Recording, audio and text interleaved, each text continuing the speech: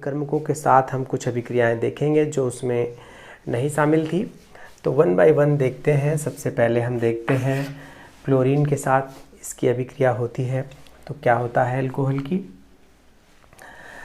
तो देखिए जैसे ये है CH3OH। अब अगर इसकी अभिक्रिया क्लोरीन के साथ होती है तो पहली चीज़ तो आप जानते हैं क्लोरीन क्या है, ऑक्सीकारक है। और ऑक्सीकारक क्या करता है, हाइड्रोजन निकालता है या फिर ऑक्सीजन जोड़ता है। तो ये ऑक्सीजन कहीं से जोड़ तो सकता नहीं, इसके पास ऑक्सीजन है नहीं, लेकिन ये हाइड्रोजन निकाल सकता है। तो अगर हाइड्रोजन निकालेगा तो क्या करेगा, इसमें से जो है H निकालेगा, तो यहाँ से H निकालेगा। और जब H निकालेगा तो यहाँ पर बनेगा क्या, अब आप देख सकते हैं कि जैसे ये CH3OH है तो इसमें यहाँ पे 3H है। अब अगर एक H यहाँ से एक H यहाँ से निकल जाए, 2H निकल जाए, 2 Cl ही है तो यहाँ पर डबल बॉन्ड आ जाएगा।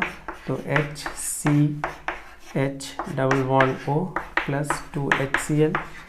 तो ये क्या बन गया, ये बन गया, इसको हम लिखते हैं या HCHO यानी फॉर्मेल्डिहाइड।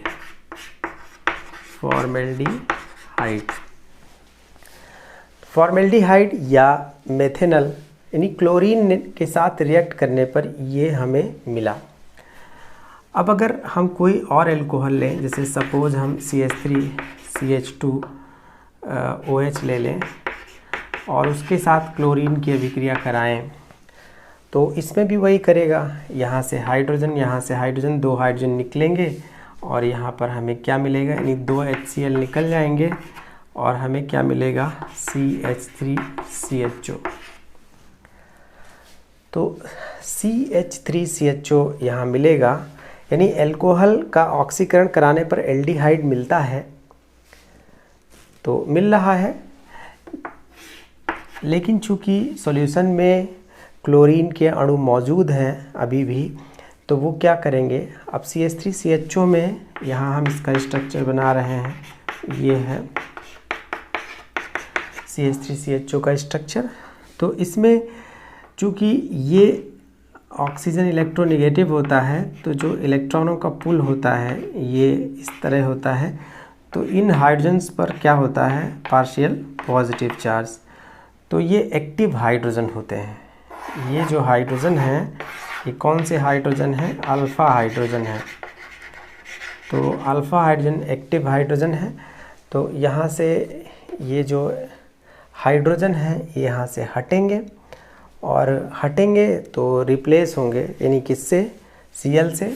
तो यहाँ पर अल्फ़ा हाइड्रोजन की वजह से इसकी जो रिएक्टिविटी है, यहाँ पर देखिए कोई अल्फ़ा हाइड्रोजन नहीं है, तो यहाँ पर 3 चूँकि अल्फ़ा हाइड्रोजन है तो तीनों Cl से रिप्लेस हो जाएंगे और यानी Cl2 फर्दर रिएक्ट करके ये CCl3CHO बनाएगा। तो इसको हम क्या कहेंगे, ट्राइक्लोरोएथेनॉल। दिस इज़ ट्राइक्लोरोएथेनॉल, या इसका एक और नाम है क्लोरल। तो हम एथेनॉल से क्लोरल कैसे बनाते हैं, ऐसे ही बनाते हैं, या ट्राइक्लोरोएथेन कैसे बनाते हैं, ऐसे ही बनाते हैं, यानी इसकी एथेनॉल की क्लोरीन से अभिक्रिया करा के। तो ये जो है, और इसी तरह अगर कोई और अल्कोहल है इसके अलावा, तो जैसे इसमें 3 अल्फ़ा हाइड्रोजन है, अब अगर मान लिया यहाँ पर CH3CH2OH है और उसका रिएक्शन हम कराएंगे Cl2 से, तो पहले तो ये एल्डिहाइड में कन्वर्ट होगा, बाद में इसमें देख रहे हैं 2 अल्फ़ा हाइड्रोजन है तो 2 ही रिप्लेस हो पाएंगे और फिर तो इस तरीके से अल्कोहल रिएक्ट करेंगे।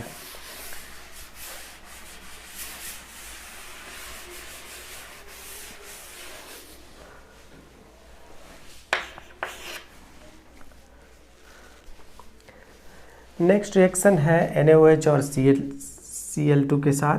तो CH3CH2OH ये है एथेनॉल, और इसका जब NaOH प्लस Cl2 के साथ रिएक्शन कराएंगे तो आपको याद होगा कि एथेनॉल NaOH और Cl2 के साथ जब रिएक्ट करता है तो क्या बनाता है, ये बनाता है CHCl3 बनाता है।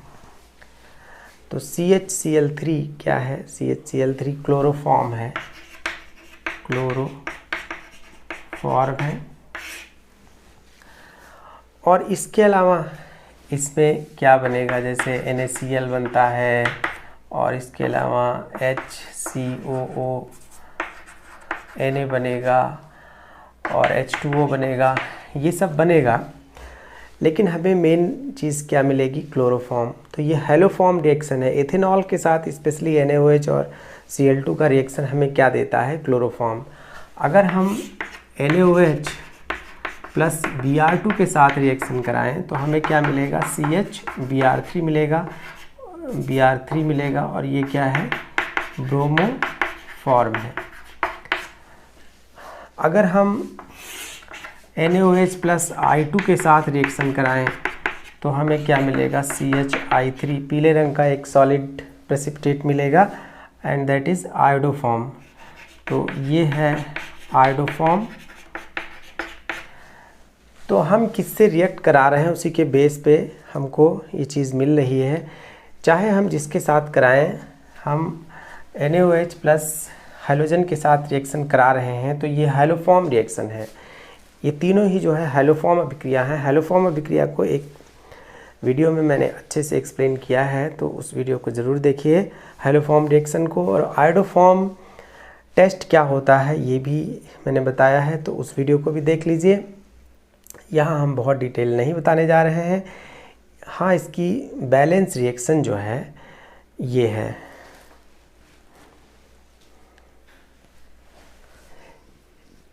ये NaOH प्लस Cl2 या NaOH प्लस I2 के साथ ये बैलेंस रिएक्शन है। इसको अच्छे से याद कर लीजिए।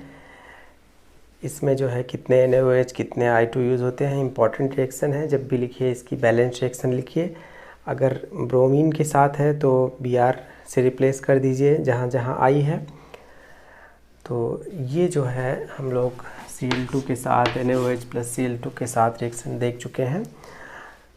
फिर नेक्स्ट रिएक्शन देखते हैं कंसनट्रेट H2SO4 के साथ। एल्कोहल सांद्र H2SO4 के साथ गर्म करने पर, जैसे CH3CH2OH है, अगर इसको हम जैसे दो तरह से इसको हम देख सकते हैं। सांद्र H2SO4 यहाँ भी है, सांद्र H2SO4 यहाँ भी है। यानी सांद्र H2SO4 अगर हम 140 डिग्री सेल्सियस पर लें और 160 से 170 डिग्री सेल्सियस लें तो दोनों में डिफरेंस है।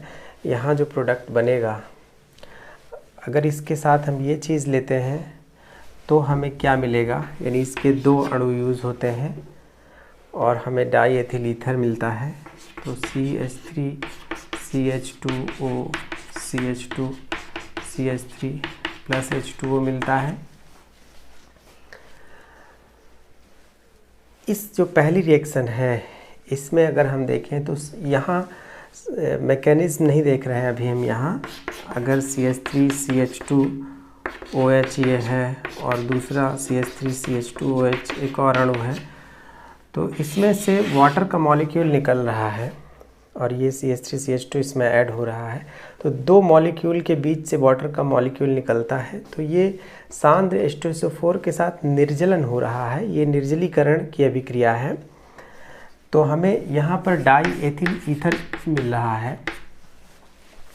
लेकिन अगर 160 से 170 डिग्री सेल्सियस पर रिएक्शन कराएं तो दो मॉलिक्यूल के बीच अभिक्रिया नहीं होती है, बल्कि CH3CH2OH है।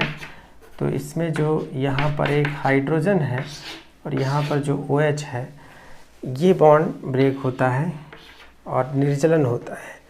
तो ये एक तरह से इंट्रामॉलिक्यूलर डिहाइड्रेशन है, यानी मॉलिक्यूल के अंदर ही एक ही मॉलिक्यूल से OH और H निकल रहा है। इसमें ऊपर वाले में एक से H निकल रहा है, एक से OH निकल रहा है। तो यहाँ पर हमें क्या मिलेगा? CH2 double bond CH2 plus H2O। तो ये हमें क्या मिला? एथीन मिला। या एथिलीन जो भी कहो, तो ये भी निर्जलन की प्रक्रिया है, अभिक्रिया है, ये भी निर्जलन की अभिक्रिया है। इसका मैकेनिज्म मैंने अलग वीडियो में बताया है, तो उसको देख लीजिए।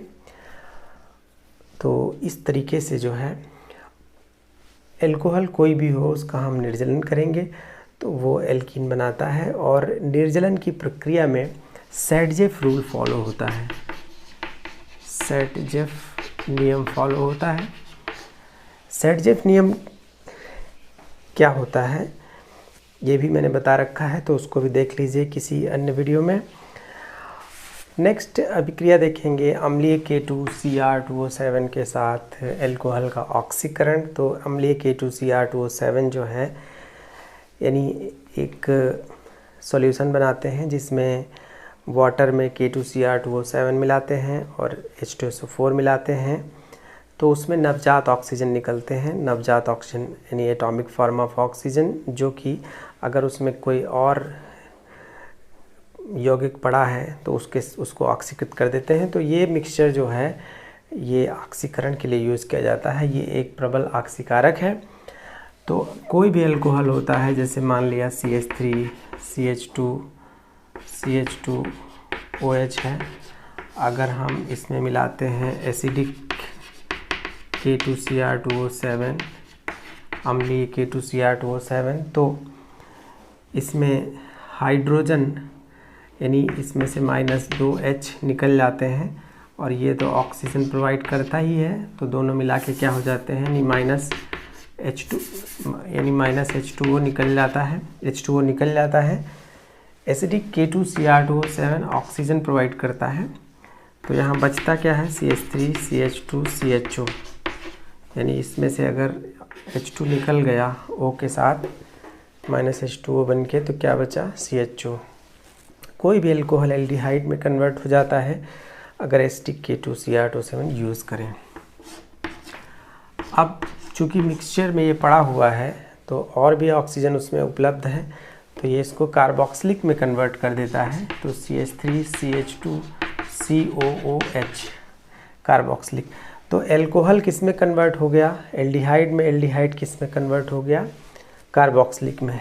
कोई भी अल्कोहल हो, जैसे RCH2OH है, अगर इसका हम ऑक्सीकरण करेंगे तो क्या बनाएगा RCHO, यानी इसमें से 2 हाइड्रोजन O के साथ निकल गए। अब अगर इसका फर्दर ऑक्सीकरण कराएंगे तो RCOOH बनेगा। तो ये जो एसिडिक K2Cr2O7 है इतना प्रबल ऑक्सीकारक है कि ये अल्कोहल को कार्बोक्सिलिक एसिड में कन्वर्ट कर देता है, रिएक्शन बीच में नहीं रुकता है। अगर हम ये चाहते हैं कि अगर हमने यहाँ पर एसिडिक K2Cr2O7 यूज़ किया है तो ये पूरा ये बन जाएगा, लेकिन अगर हम कॉलेन अभिकर्मक यूज़ कर रहे हैं, कॉलेन रिएजेंट यूज़ कर रहे हैं, या PCC यूज़ कर रहे हैं, या PDC यूज़ कर रहे हैं, तो रिएक्शन यहीं पर स्टॉप हो जाएगा, क्योंकि ये जो हैं ये जो है कम प्रबल हैं, कम प्रबल ऑक्सीकारक हैं, ऑक्सीकारक हैं, दुर्बल भी नहीं है, बहुत प्रबल भी नहीं है। तो माइल्ड ऑक्सीडाइजिंग एजेंट हैं। ये सिर्फ एल्कोहल को जो है एल्डिहाइड तक ले जाते हैं, तो अगर एल्डिहाइड चाहिए तो इनको यूज़ करेंगे। ये कॉलेन अभिकर्मक क्या है, ये CrO3 क्रोमियम ट्राइऑक्साइड और पिरिडीन, यहाँ पर ये C6H5N ये देख रहे हैं, ये पिरिडीन होता है। ये से बेंजीन में 6 कार्बन होते हैं, तो इसमें 5 ही कार्बन है, 1 कार्बन की जगह N है, तो ये पिरिडीन है। तो ये कॉलेन अभिकर्मक को हम ऐसे रिप्रेजेंट कर सकते हैं। और पिरिडीनियम क्लोरोक्रोमेट जो है ये पिरिडीनियम आयन है, और यहाँ CrO3Cl इसके साथ जो है, तो ये पिरिडीनियम डाइक्रोमेट जो है ये Cr2O7 माइनस इसमें नेगेटिव आयन है। अब देखिए ये एल्कोहल जो है कैसा है, 1 डिग्री एल्कोहल है, ये कैसा है 2 डिग्री है, ये कैसा है 3 डिग्री है।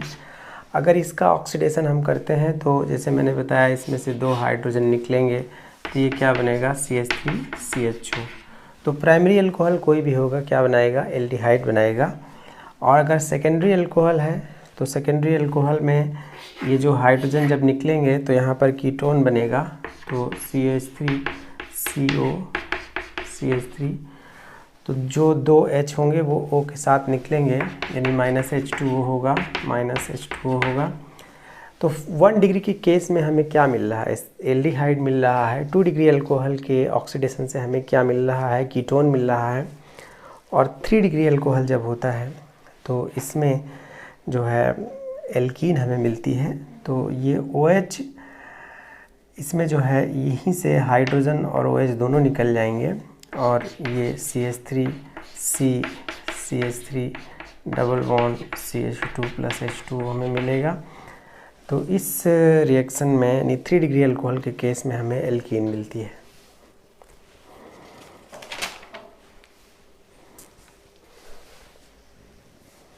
नेक्स्ट रिएक्शन में अगर हम 1 डिग्री 2 डिग्री 3 डिग्री अल्कोहल लें, ये 2 डिग्री है और ये 3 डिग्री है, और कॉपर या जिंक ऑक्साइड के साथ हम इसको हीट करते हैं 300 डिग्री सेल्सियस तक, तो ये ऑक्सीजन तो नहीं प्रोवाइड करते हैं लेकिन ये जो है इसमें से हाइड्रोजन बाहर निकलता है। तो ये जो है एक तरह से डिहाइड्रोजिनेशन है। ये रिएक्शन जो है, नेक्स्ट रिएक्शन क्या है, डिहाइड्रोजिनेशन, और इसको हिंदी में हम क्या लिख सकते हैं, विहाइड्रोजनीकरण। तो इसमें हाइड्रोजन निकलेगा, यहाँ से ये हाइड्रोजन निकलेगा, तो उसमें हाइड्रोजन निकल के ऑक्सीजन से वाटर बनाया था, उस केस में यहाँ वाटर नहीं बन पाएगा, तो बस हाइड्रोजन गैस ही निकलेगी। तो CH3CHO + H2, तो इस केस में H2 ही निकलेगा, H2O नहीं निकलेगा। यहाँ भी बिल्कुल सिमिलर तरीके से ये H, यहाँ पर CH3CO CH3 + H2, और यहाँ भी जो है यहाँ तो एल्कीन बनेगी, तो CH3 double bond CH2 + H2। यहाँ पर हम देख रहे हैं कि वाटर बन रहा है, तो इस तरीके से ये रिएक्ट करेगा। ये नेक्स्ट रिएक्शन जो है CH2N2 के साथ है, तो इसमें बहुत आसान है, इसमें N2 अलग हो जाएगा क्योंकि ये थोड़ा स्टेबल नहीं है, तो यहाँ पर CH2 आ जाएगा, तो क्या बनेगा ROCH3 + N2, तो N2 गैस इसमें निकल जाएगी और ये रिएक्शन कंप्लीट हो जाएगा। तो इसमें कोई ऐसी दिक्कत नहीं है। और 7th रिएक्शन जो है वो एक इम्पॉर्टेंट रिएक्शन है, ये वाली एल्डिहाइड या कीटोन के साथ, तो इसको देख लेते हैं। देखिए जब भी हम जैसे एल्कोहल को रिएक्ट कराते हैं, जैसे मान लिया हमने ले लिया CH3COH, ये क्या है, एल्डिहाइड है, इसको हम इस तरह से लिख लेते हैं। तो इसमें क्या होता है, इसमें होता ये है कि इसमें ये बॉन्ड ब्रेक होता है और ये जो H है यहाँ से ये इस पर चला जाता है, चूँकि माइनस चार्ज है इस पे नेगेटिव पॉजिटिव, तो CH3COH, यानी इसमें का H जो है कहाँ चला गया, O पे, और कार्बन पर जब पॉजिटिव चार्ज आया तो RO वहाँ जुड़ गया, तो यहाँ पे OR जुड़ गया, और H तो इस पे लगा ही था पहले से ही, तो ये जो OR है यहाँ लग गया, तो ये जो है एसीटल कहलाता है, ये हेमी एसीटल कहलाता है, दिस इज़ हेमी एसीटल। तो ये हेमी एसीटल है और एक बार इसमें अल्कोहल जुड़ा है, अभी इसमें एक बार और अल्कोहल का रिएक्शन हो सकता है।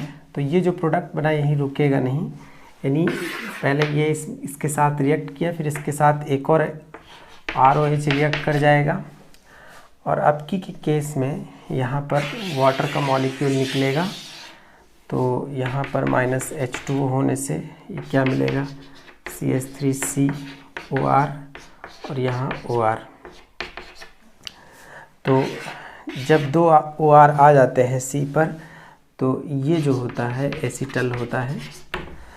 अगर ये एल्डिहाइड नहीं है, कीटोन है, तो यहाँ पर हमें हेमीकीटल और कीटल मिलता है।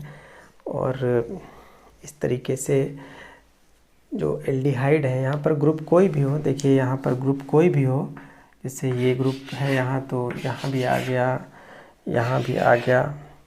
अब कोई भी ग्रुप यहाँ लगा रहेगा, लास्ट तक वो रिटेन रहेगा, क्योंकि ग्रुप पर कुछ नहीं हो रहा है, जो कुछ हो रहा है ऑक्सीजन पर हो रहा है। तो इस तरीके से ये सारी रिएक्शंस जो है अल्कोहल के